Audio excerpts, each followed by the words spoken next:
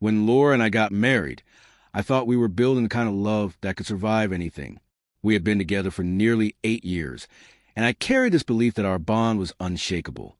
We shared inside jokes, late-night talks, and quiet dreams about the future. I never doubted her loyalty. But over time, small cracks began to appear. Cracks I tried to ignore. She became more distant, more preoccupied with her phone, with her nights out, with excuses that never quite added up. I chalked it up to stress, to routine, to the ebb and flow of marriage. But one evening, she dropped a bomb that I'll never forget.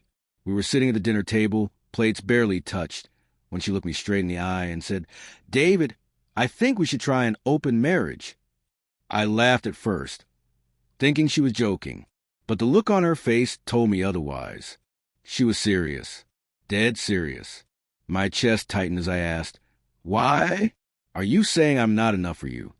She hesitated for a second before replying, "It's not about that. I don't want to feel trapped. I want to experience more."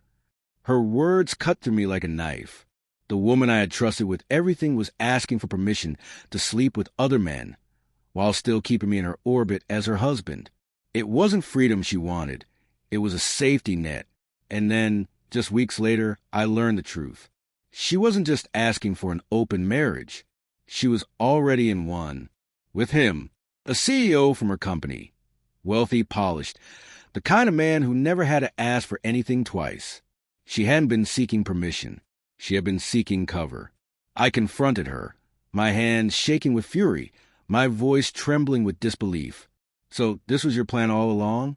To play house with me while running around with him?" She had no real answer. Just a pitiful string of excuses about feeling alive again and how she didn't want to hurt me. As if betrayal could be softened by intentions. That night, as I lay awake in the bed we once shared, I made myself a promise. If she thought she could use me as her fallback, her comfortable plan B after tasting luxury with someone else, she was to learn exactly who she had underestimated. After that confrontation, Laura doubled down instead of backing off. She insisted I was being old-fashioned, that love could mean different things to different people. She spun words like freedom, adventure, self-discovery, dressing up her betrayal in pretty packaging, as though putting a ribbon on poison makes it less lethal. Meanwhile, her affair with the CEO became an open secret. Late-night business meetings stretched into mornings. She'd come home with a new dress, new perfume, even jewelry she claimed she bought on sale. The worst part wasn't just the lies. It was the way she carried herself, as if she had traded up, as if I was lucky she still shared a roof with me. I tried to reason with her at first, but every conversation ended with her telling me I was insecure. "You can't control me, David," she'd say, her voice cold. "You should be grateful I'm being honest about what I need." Honest? She had already been sleeping with another man for months. But then something shifted. Maybe the thrill wore off. Maybe the CEO grew tired of her demands. Or maybe she realized that being a rich man's side distraction isn't the same as being his partner. Whatever the reason, cracks appeared in her fantasy life. I noticed her coming home earlier, quieter, her eyes no longer sparkling with that smug confidence. And then one evening, she broke. I came home to find her sitting on the couch, tears streaming down her face, mascara staining her cheeks. "David," she whispered, her voice hoarse, "I messed up. I made a mistake. He doesn't want me anymore. He never did. He was just using me." Her words hung in the air like smoke.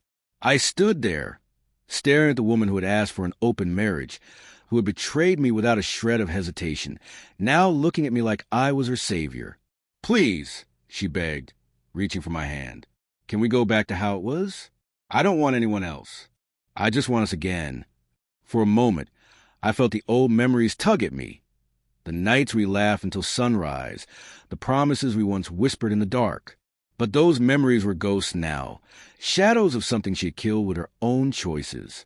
I pulled my hand back, my voice steady. "You wanted freedom, Laura. Now you have it. Don't come crawling back to me just because." He closed the door. The silence after my words hit her harder than any argument ever could. Laura's face crumbled, her tears falling faster as she realized the truth.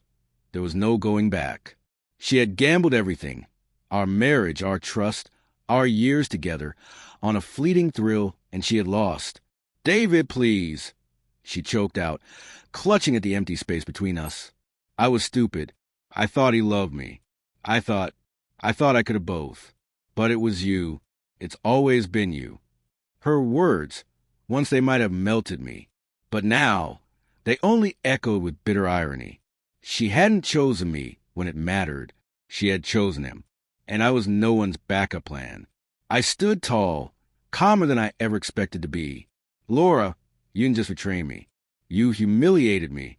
You took what we built, what we promised each other, and threw it away like it was disposable. That's not love.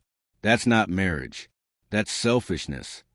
She broke down completely then, sobbing into her hands.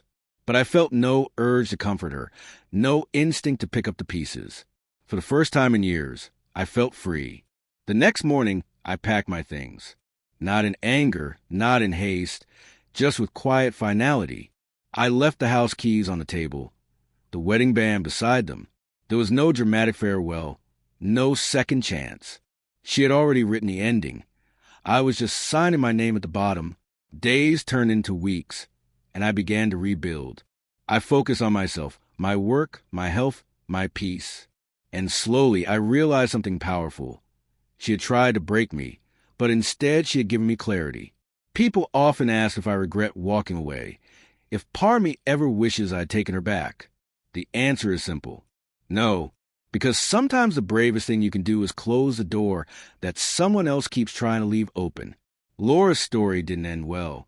I heard through mutual friends that the CEO had replaced her with someone younger, and that she struggled to find the stability she once mocked me for providing. Her choices caught up with her, as they always do. Mine, though, my choice gave me back my self-respect, and that's something no betrayal can take away. So if you ever find yourself in my shoes, faced with someone who asks for an open marriage, who treats your love as an option instead of commitment, remember this. You deserve to be chosen every day, not just when their fantasy falls apart. Because the person who truly loves you will never make you beg for their loyalty.